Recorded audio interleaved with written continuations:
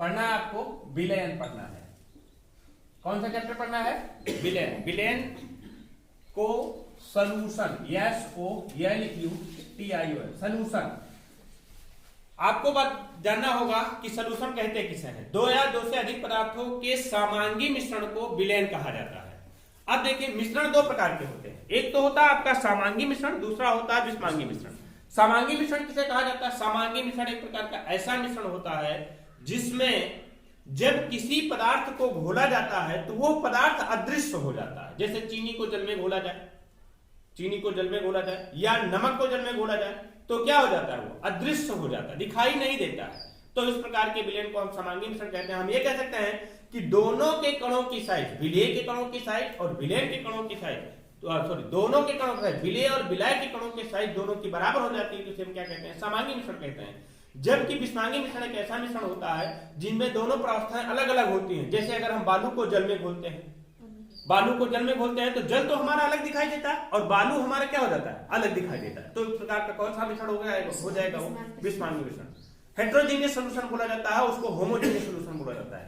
मतलब कि जब दो या दो से अधिक पदार्थों के समांगी मिश्रण को क्या कहते हैं? हम विलयन कहते हैं। तो विलयन क्या हो जाएगा? विलयन क्या हो जाएगा? समांगी मिश्रण। कौन सा मिश्रण हो जाएगा? समांगी मिश्रण क्या कहलाता है? आपका विलयन कहलाता है। तो हेडिंग डालिए विलयन और लिखिए दो या दो से अधिक पदार्थों के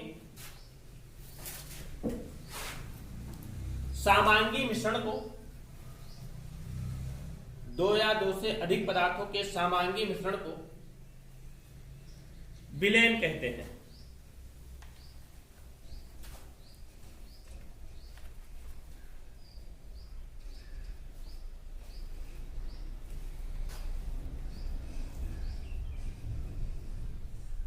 जैसे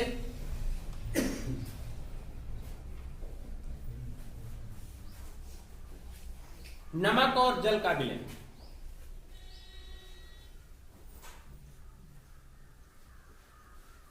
चीनी व जल का विलयन।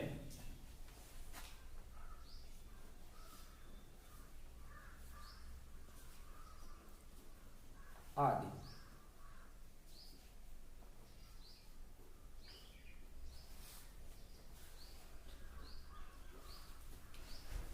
और हमने बताया कि विलयन के कितने घटक होते हैं? दो घटक होते हैं। विलयन के कितने घटक? दो घटक होते हैं। कौन कौन सा? पहला कौन सा होता है आपका? विलेय, और दूसरा कौन सा होता है? विलायक। पहला कौन सा होता है? विलेय, दूसरा कौन सा होता है? विलायक। विलायक को सॉल्वेंट क्या कहते हैं? सॉल्वेंट। और विलेय क्या कहा जाता है? सोलूट। क्या कहते हैं? सोलूट। अब देखिए, पहले तो आप लोगों को एक परिभाषा बताई जाती थी, 6, 7, 8 में यही परिभाषा आपको बताई गई थी कि जिसको घोला जाता है वो विलेय और जिसमें घोला जाता है विलायक, यही बताई जाती थी परिभाषा आपको विलेय और विलायक के बारे में। जैसे कहा जाता था कि जल को हम किसमें नमक को हम किसमें घोले? जल में घोले। तो जिसको घोला जा रहा है, किसको घोला जा रहा है? नमक को घोला जा रहा है। और किसमें घोला जा रहा है? जल में घोला जा रहा है। तो नमक को कह दिए हमने विलायक और जल को कह दिया क्या हमने? तो नमक को कह दिया हमने विलेय, नमक को कह दिया हमने क्या? विलेय, और जल को हमने क्या कह दिया? विलायक। यही ना? अब देखिए, इसी तरीके से चीनी को जब जल में घोला गया तो चीनी को कह दिया गया विलेय और जल को क्या कहा गया? विलायक। लेकिन अब आप लोगों के स्तर की ये परिभाषा सही नहीं है। अब कौन सी परिभाषा आप लोगों को बताई जाएगी विलेय और विलायक की? जब किसी पदार्थ को किसी पदार्थ में घोला जाता है तो जिस पदार्थ की भौतिक अवस्था परिवर्तित हो जाती है, जिस पदार्थ की भौतिक अवस्था बदल जाती है उसे क्या कहते हैं? हम विलेय कहते हैं। और जिस पदार्थ की भौतिक अवस्था विलयन जैसी ही रहती है उसे क्या कहते हैं? हम विलायक कहते हैं। जैसे नमक और जल का विलयन की बात कर रहे हैं हम। नमक जब घोला नहीं गया था तो किस स्टेट में था? वो ठोस अवस्था में था, सॉलिड स्टेट में था। और जल किस स्टेट में था? लिक्विड स्टेट में था। अब हमने नमक को जल में डिसॉल्व कर दिया, घोल दिया, तो नमक की फिजिकल प्रॉपर्टी, भौतिक अवस्था बदल गई। क्या अब नमक जल में जाने के बाद ठोस स्टेट में है? नहीं है ना, तो उसकी अवस्था क्या हो गई? बदल गई। लेकिन जल की अवस्था वही की वही रह गई, और वो किसके समान है? विलयन के समान है। अर्थात हम कह सकते हैं कि जिस पदार्थ की मूल भौतिक अवस्था परिवर्तित होती है उसे क्या कहते हैं हम? विलय कहते हैं। और जिस पदार्थ की मूल भौतिक अवस्था वैसे के वैसी रहती है, या ये कह सकते हैं कि विलयन के समान होती है, उसे क्या कहा जाता है? विलय कहा जाता है। उसे क्या कहते हैं हम? विलय कहते हैं। समझ गए ना? तो विलय कौन सा पदार्थ होता है? ऐसा पदार्थ होता है जिसकी मूल भौतिक अवस्था परिवर्तित होती है, अर्थात मूल भौतिक अवस्था परिवर्तित होती है, और जबकि ये भौतिक अवस्था, इसकी मूल भौतिक अवस्था परिवर्तित नहीं होती। तो लिखिए, विलयन के दो घटक हैं। विलयन के दो घटक हैं।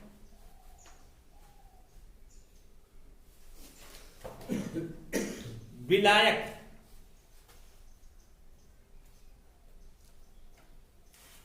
सॉल्वेंट लिखिएगा ब्रैकेट में, और विलय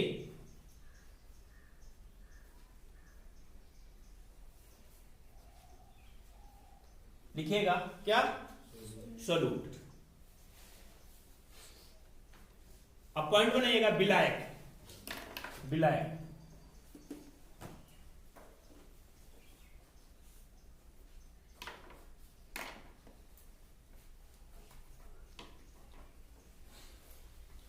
हमने अभी भी बताया विलयन का जो घटक, विलयन की जिस घटक की मूल भौतिक अवस्था विलयन जैसी ही रहती है, परिवर्तित नहीं होती है, उसे क्या कहते हैं हम? विलायक कहते हैं, है ना? देखिए, विलयन के जिस घटक की मूल भौतिक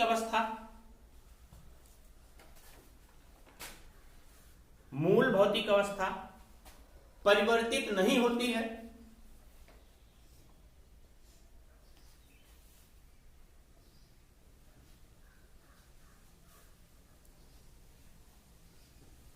उसे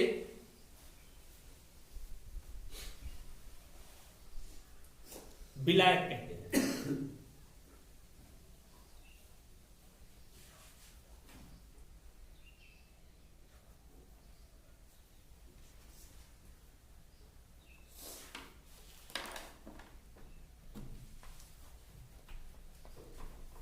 अगला पॉइंट बनेगा विलय।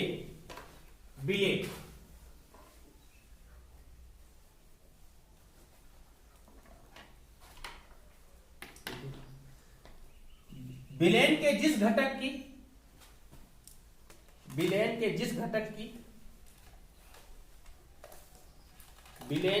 घटक की मूल भौतिक अवस्था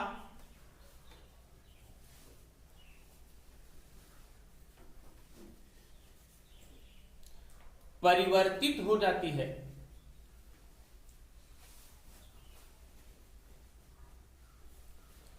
परिवर्तित होती है, उसे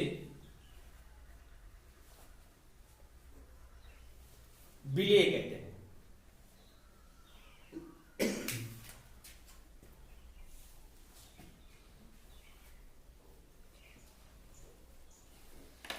देखिए, जैसे चीनी को किसमें घोला गया? जल में घोला गया, तो क्या बन गया आपका? शरबत बन गया। क्या बना? शरबत। चीनी की भौतिक अवस्था क्या हो गई? बदल गई, और किसके समान हो गई? जल के समान हो गई। तो जिसकी भौतिक अवस्था बदल गई उसे क्या कहेंगे हम? विलय। जिसकी भौतिक अवस्था परिवर्तित हो गई उसे क्या कहेंगे हम? विलय। और जिसमें परिवर्तित हुई, अर्थात जिसकी भौतिक अवस्था वैसे के वैसे रह गई, परिवर्तित नहीं हुई, उसे क्या कहेंगे हम? विलायक। क्या कहेंगे हम? विलायक। और जो प्राप्त हुआ ये क्या कहलाया आपका? विलयन। क्या कहलाया? विलयन कहलाया, है ना? इसको नोट कर लीजिए। अगला देखिए, आपको जानना है विलयन के प्रकार। विलयन के प्रकार, types of solution. Types of solution, विलयन के प्रकार। अभी तक आप लोगों के दिमाग में यही तना आ रहा होगा कि जिसको घोला जाता है वो ठोस ही हो सकता है, क्योंकि एग्जाम्पल भी अभी तक ठोस का ही दिया गया। जिसको घोला जाता है वो ठोस ही हो सकता है, जिसमें घोला जा सकता है, जो घोला जाता है वो द्रव होता है। यही ना?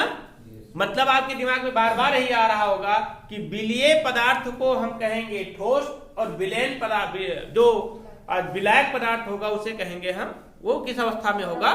द्रव अवस्था में। लेकिन ऐसा नहीं होता, ऐसा नहीं होता।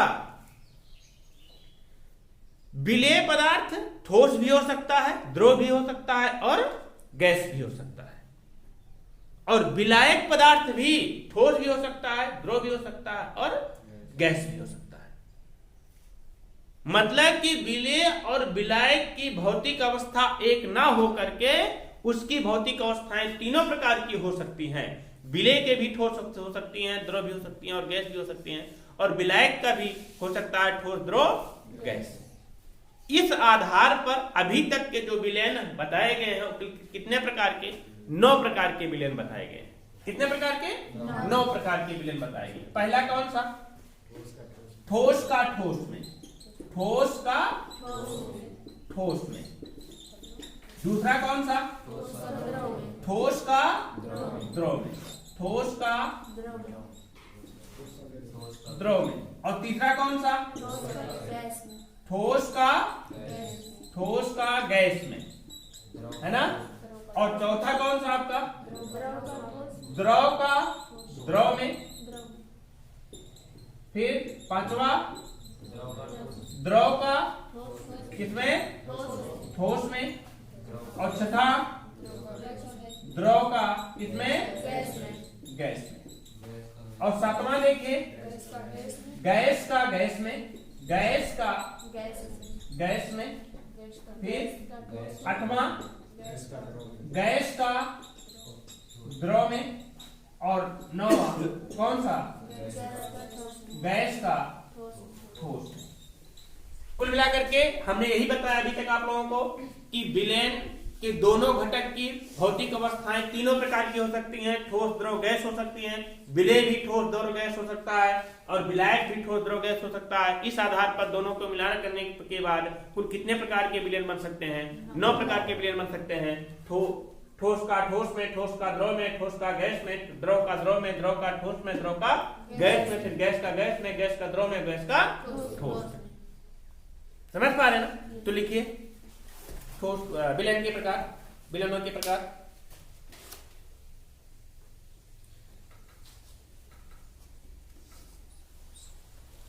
लिखिए विलायक और विलेय की भौतिक अवस्था के आधार पर, विलायक और विलेय की भौतिक अवस्थाएं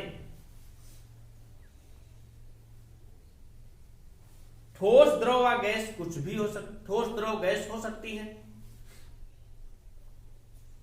ठोस, द्रव, गैस हो सकती है।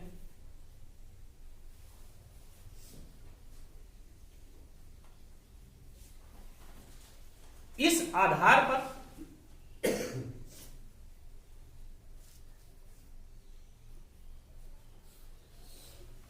विलयन कुल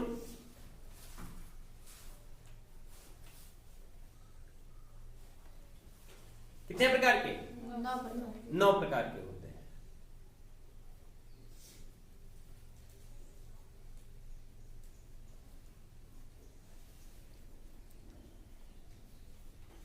नंबर फर्स्ट, ठोस का ठोस में।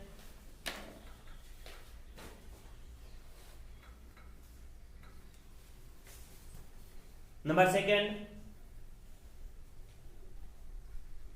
ठोस का द्रव में।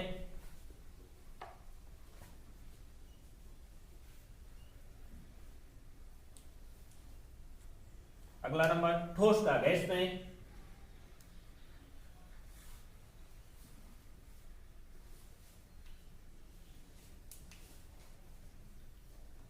अगला द्रव का द्रव में,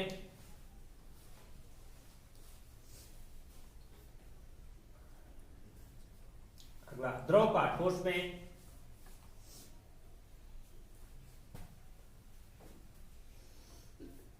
अगला द्रव का गैस में,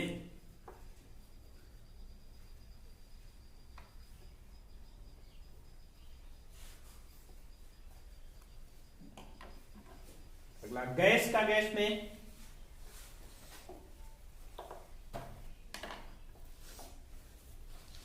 गैस का द्रव में, गैस का ठोस में।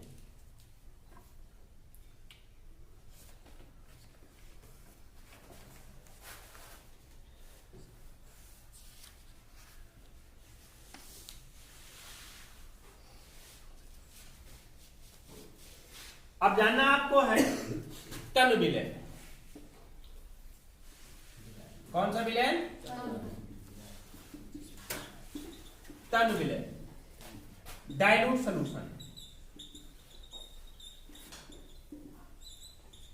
डाइल्यूट सॉल्यूशन तनु विलयन किसे कहा जाता है? तनु विलयन किसे कहते हैं?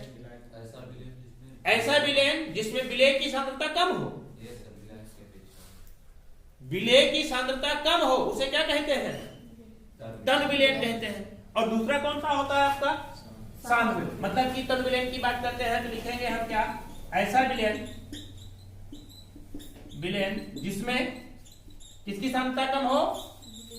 विलेय की सांद्रता कम हो उसे क्या कहेंगे हम? तनु विलयन कहेंगे। और दूसरा कौन सा होता है आपका? सांद्र विलयन, मतलब कंसंट्रेट सॉल्यूशन।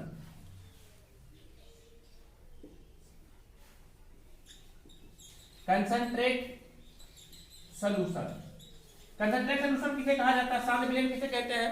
ऐसा विलयन जिसमें विलेय की सांद्रता अधिक हो उसे क्या कहेंगे हम? सांद्र विलयन। मतलब कि लिखेंगे क्या हम? ऐसा विलयन, ऐसा विलयन जिसमें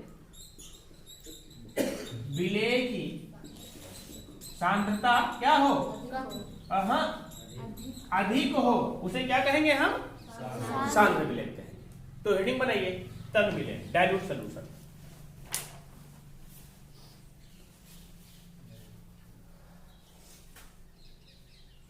डाइल्यूट सॉल्यूशन लिखिए। ऐसा विलयन जिसमें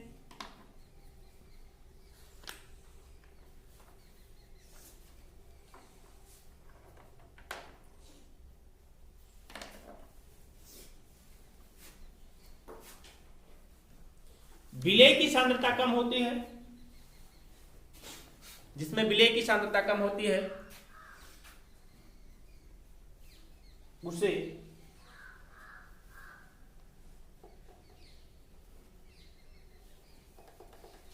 क्या कहते हैं?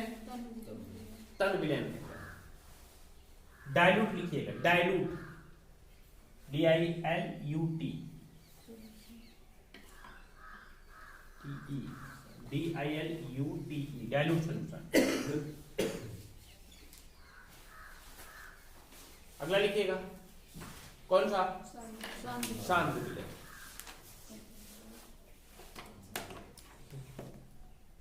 कंसंट्रेटेड सॉल्यूशन, कंसंट्रेटेड सॉल्यूशन, ऐसा विलयन जिसमें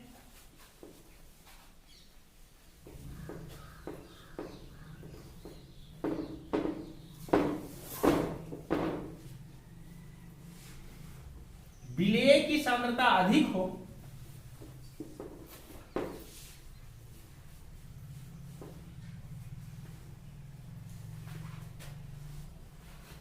उसे सांद्र विलयन कहते हैं।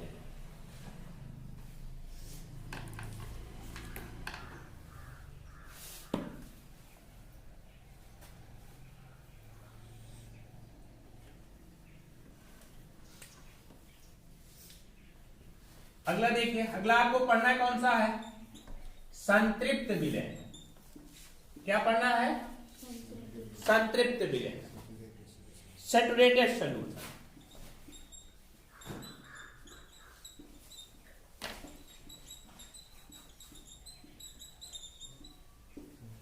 Saturated solution. संतृप्त विलयन किसे कहते हैं? बहुत ध्यान से समझिएगा।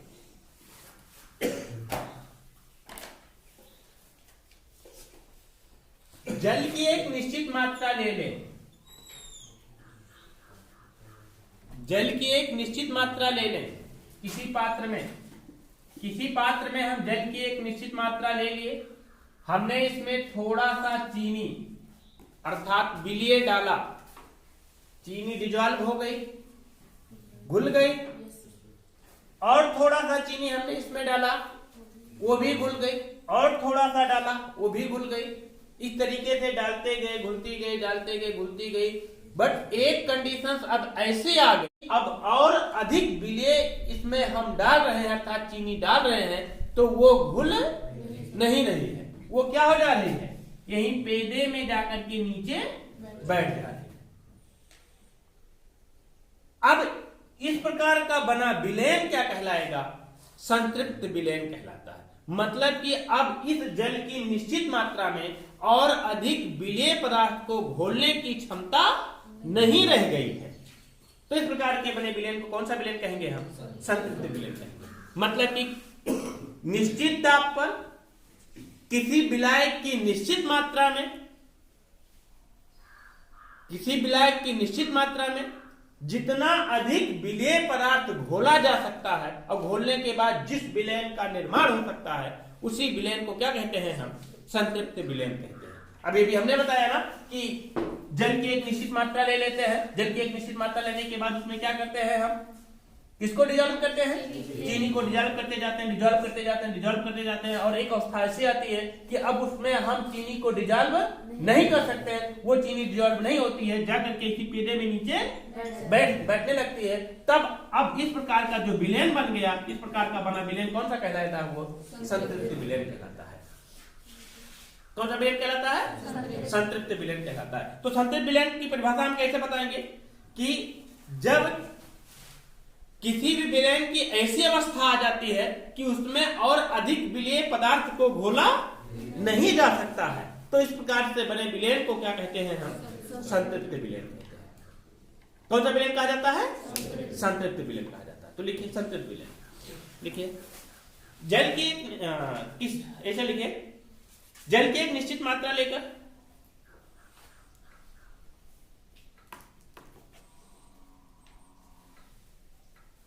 जल की एक निश्चित मात्रा लेकर उसमें चीनी को घोलते जाते हैं,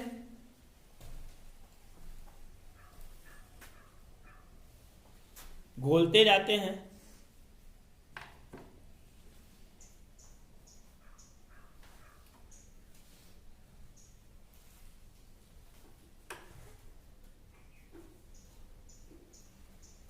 तो चीनी घुलती जाती है, घुलती जाती है,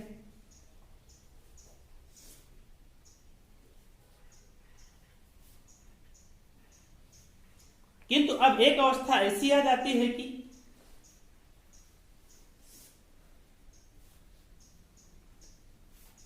एक अवस्था ऐसी आ जाती है कि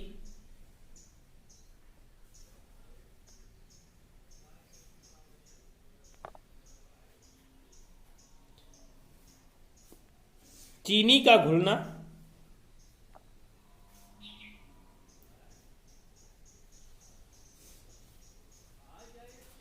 बंद हो जाता है।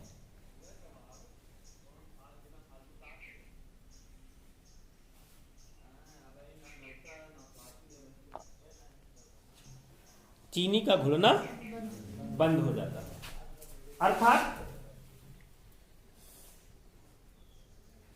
विलयन की ऐसी अवस्था, अर्थात विलयन की ऐसी अवस्था जिसमें और अधिक विलेय पदार्थ नहीं घोला जा सकता है,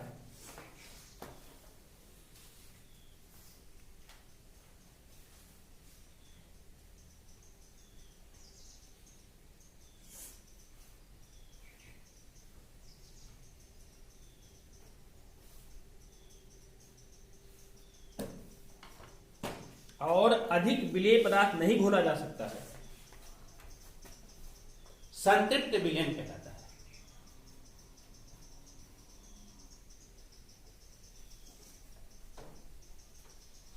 संतृप्त विलयन कहलाता है।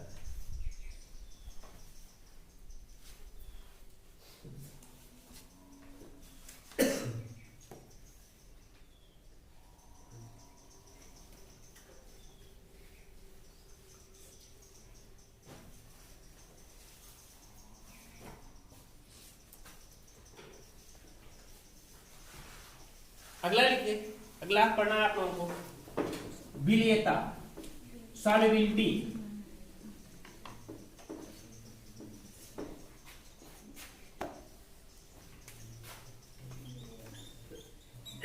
सॉल्युबिलिटी,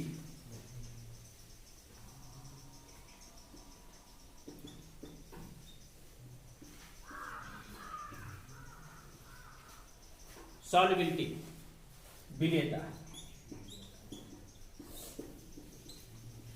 विलेयता किसे कहते हैं? किसी विलायक का यदि हम 100 ग्राम ले लें, कितना?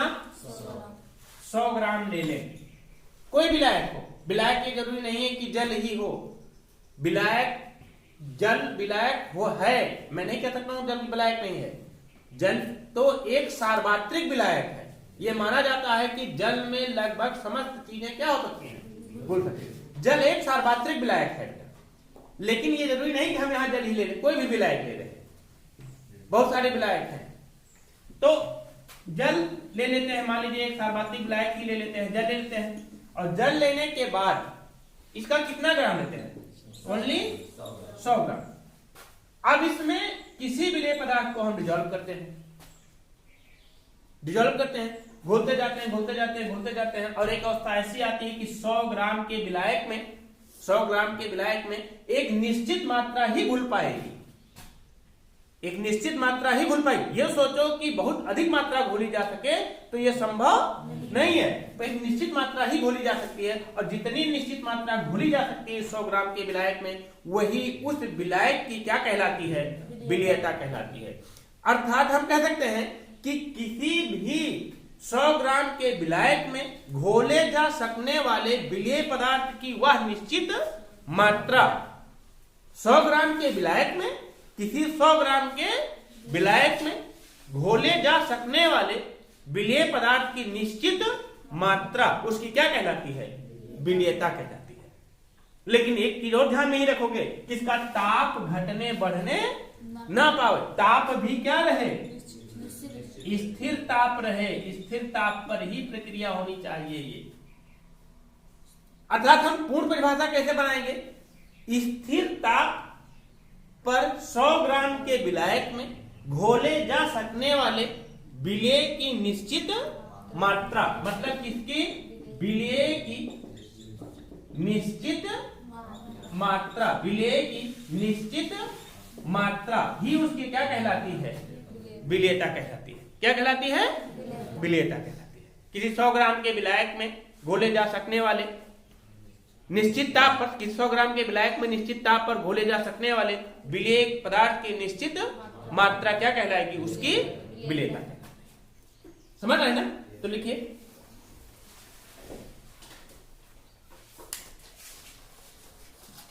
किसी 100 ग्राम के विलायक में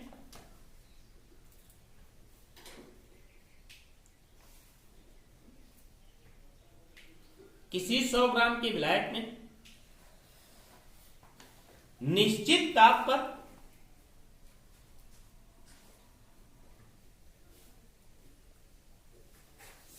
घोले जा सकने वाले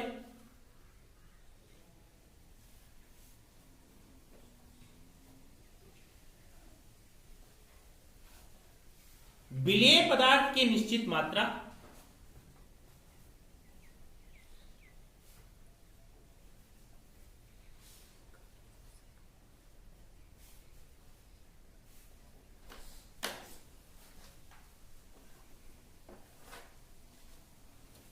उसकी विलेयता कहलाती है।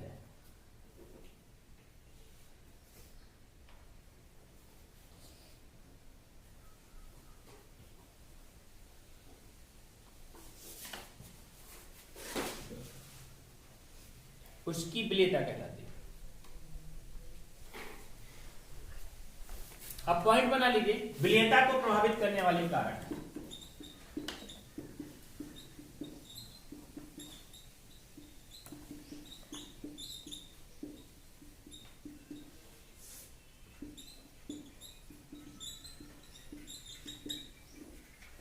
कारक कल बताया जाएगा, प्रभावित करने वाले कारक कल बताते हैं।